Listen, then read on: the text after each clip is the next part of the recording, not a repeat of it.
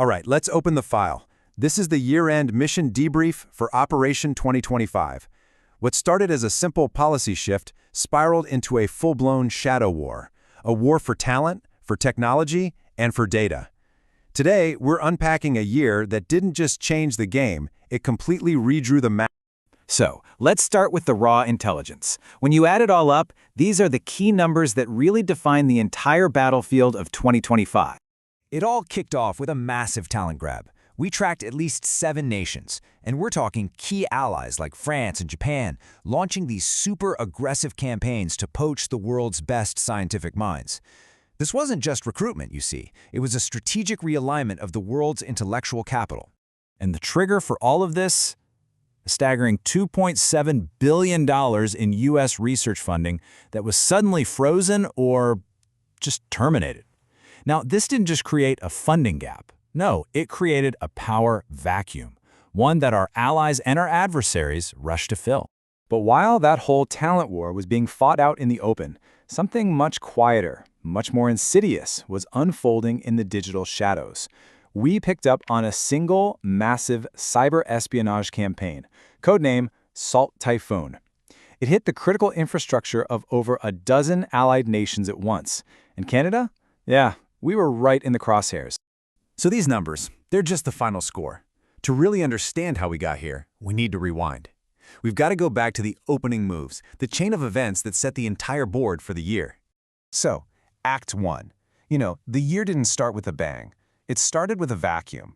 A very deliberate policy shift in the United States created the central strategic opportunity and vulnerability of 2025, and that kicked off a global scramble for brainpower.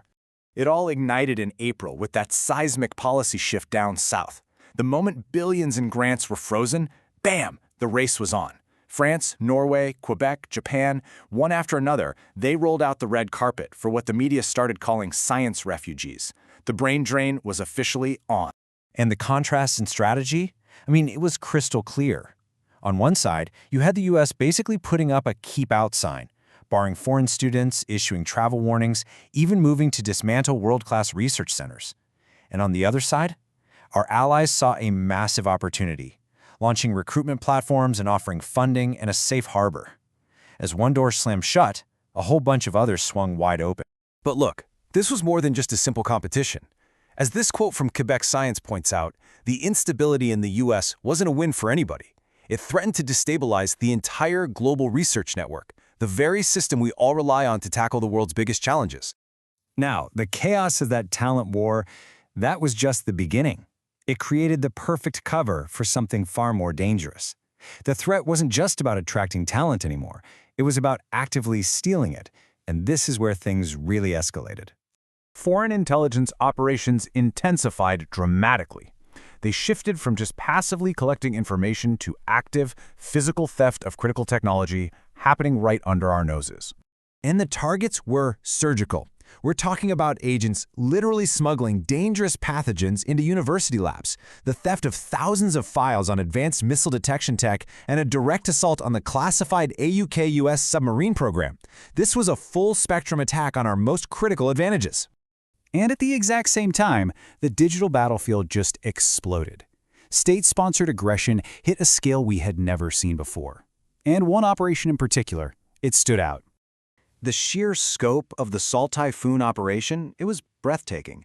This wasn't some quick smash and grab. It was a sustained, global campaign by a Chinese state-backed group to just vacuum up data from government, military, and telecom networks.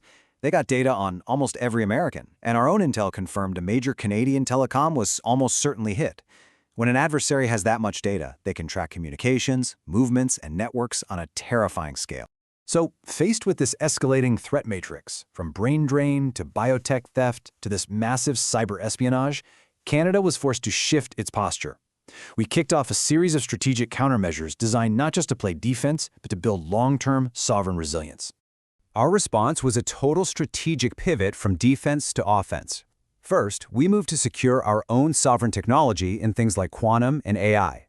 Second, we invested in domestic innovation to keep our talent and our intellectual property right here at home. And third, we started to seriously fortify our digital borders with new data security strategies. And we put real money behind it. I mean, these weren't small grants. They were major strategic investments.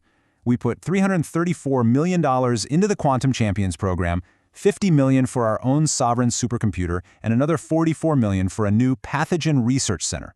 This was about building a technological fortress. And look, this wasn't just about spending money. It was a declaration of technological sovereignty. The Canadian Quantum Champions program, for instance, was specifically designed to go head-to-head with world-leading initiatives like DARPA in the States. In this race to build computers that can break any current encryption, the message was clear: Canada will not be a spectator. Okay, let's tally the final ledger for Operation 2025. Let's lay out the threats we faced, right up against the countermeasures we deployed. And here it is, the final balance sheet for 2025. On one side of the ledger, you've got the threats, the talent drain, the Salt Typhoon data theft, the physical espionage. And on the other are countermeasures: new funding to attract talent, sovereign computing to protect our data, secure facilities for our research, and these huge flagship programs to compete in the race for quantum and AI. Which brings us to the final critical assessment. After a year of these unprecedented threats and all this strategic investment, what's the final verdict on Operation 2025? Was it a success? A failure?